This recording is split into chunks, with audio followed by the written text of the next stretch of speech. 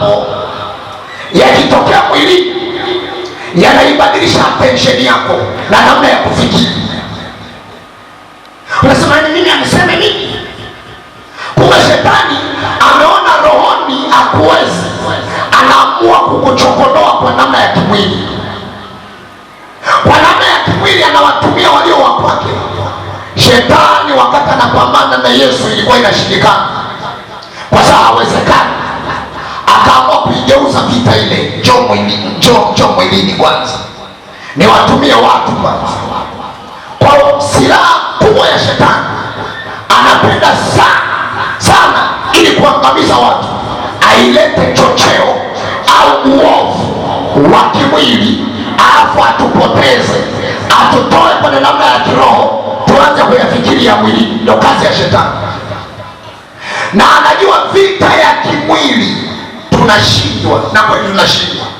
Kwa sababu vita ya kimwili, kuna wakati mwingine shetani anakupiga katika mazingira ya wale uliowasaidia, anawaingia wale uliowasaidia, yule uliyemwongesha, yule uliyemsaidia wakati anaumwa, yule uliyembeba wakati wa haidi yake, yule uliyesimama naye, anamtumia huyo kuwa mwiba.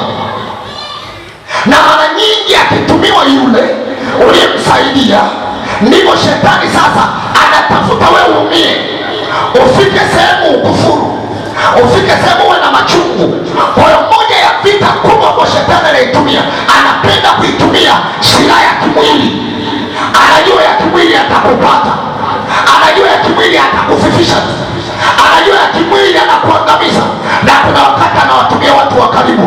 Ndio maana Yesu akasema adui wa mtu ni yule wa nyumbani mwake. Kuna wakati anawatumia watu wa nyumbani mwake, lengo kubwa anataka akumalize. Ndio maana kuna wakati unaweza ukasema mwaka huu nataka nitumike, haijawahi kutokea.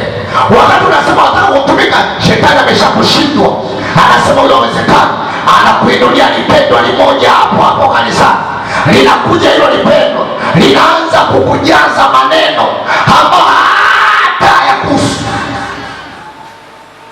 Anaanza kuambia bwana, unajua juzi ulivyokuwa unaomba, mimi nilikuwa sielewi kabisa, nilipiga kelele juzi, ulikuwa kwenye uwepo.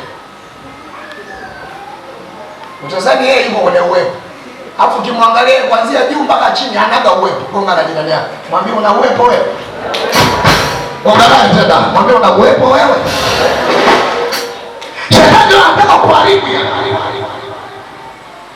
anatumia silaha. Wakati mwingine unaweza kuhubiri kaja umehubiri, lakini pale alikuwa aitwa Mwanaisha, anaitwa Mwanaija.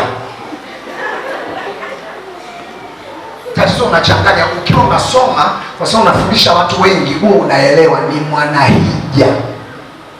Sasa Mwanaisha nakosea. Yaani kuna vitu kwa shetani ameliweka lenye